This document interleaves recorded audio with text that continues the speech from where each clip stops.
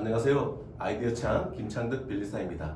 오늘은 특허 분쟁 제2편 특허 분쟁 흐름에 대해서 화이트보드를 통해서 제가 간략히 설명을 드리도록 하겠습니다.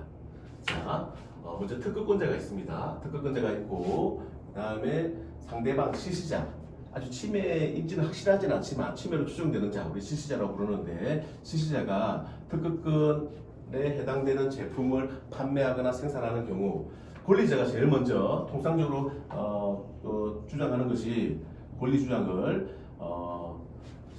내용 증명을 보내게 됩니다. 우리 경고장 보통 이메일이나 전화로도 하기도 하지만 기록으로 남겨야 되기 때문에 내용 증명을 발송합니다.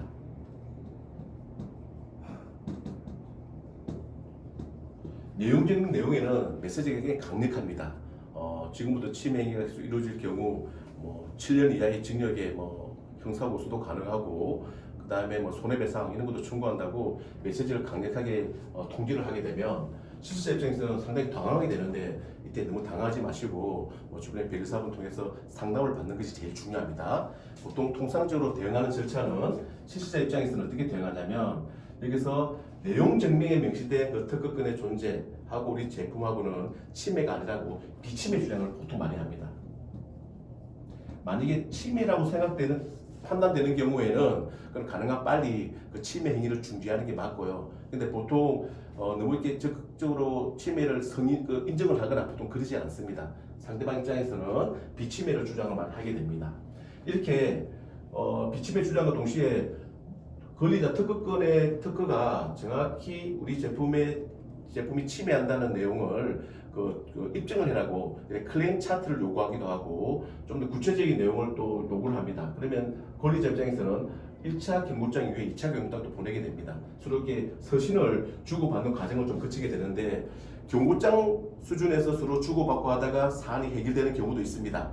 근데 만약 그 사안이 해결이 되지 않으면 권리 주장에서 이제 권리 행사로 가게 됩니다. 자, 권리 행사를 할 때 어떻게 하냐면, 제가 전편에도 좀 설명을 드렸는데, 보통 특허 침해에 대한 3종 세트가 있습니다. 소송에 대한 3종 세트.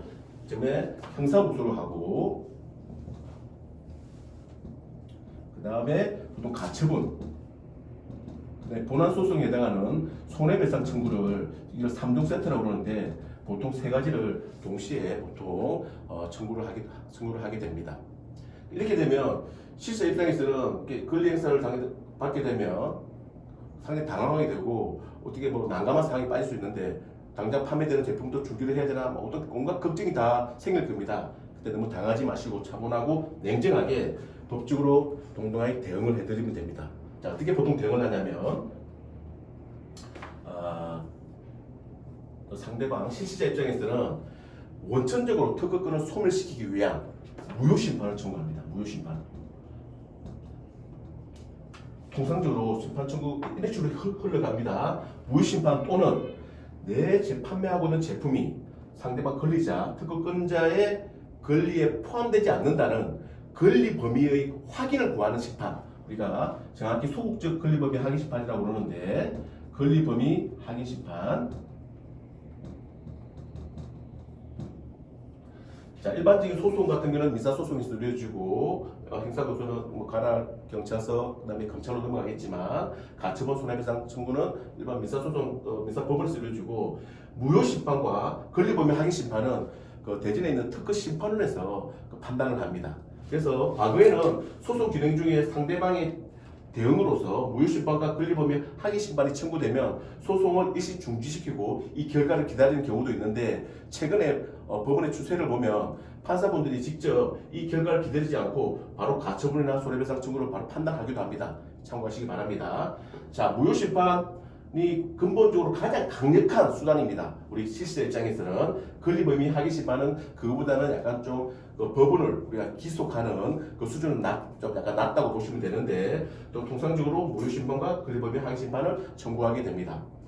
이렇게 심판이라는 소송이 붙으면 1심, 2심, 3심으로 가게 되면 기간이 굉장히 많이 걸립니다.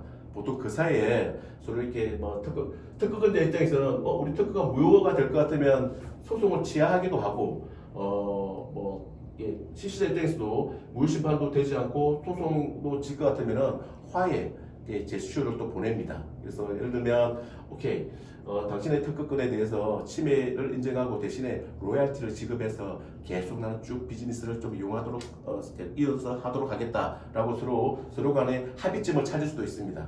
자, 지금까지 특허 분쟁 흐름에 대한 일반적인 절차에 대해서 제가 흐름에 대해서 설명을 드렸습니다.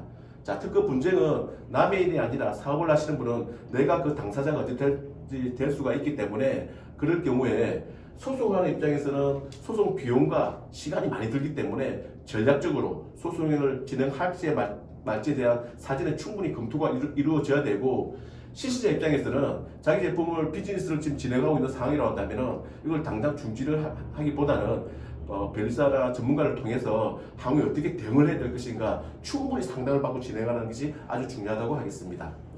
자, 특허 분쟁과 관련해서 궁금한 내용이 있으시면 언제든지 제 아이디 창에 연락을 주시면 친절하게 소송 전략에 대해서 상담해 드리도록 하겠습니다. 감사합니다.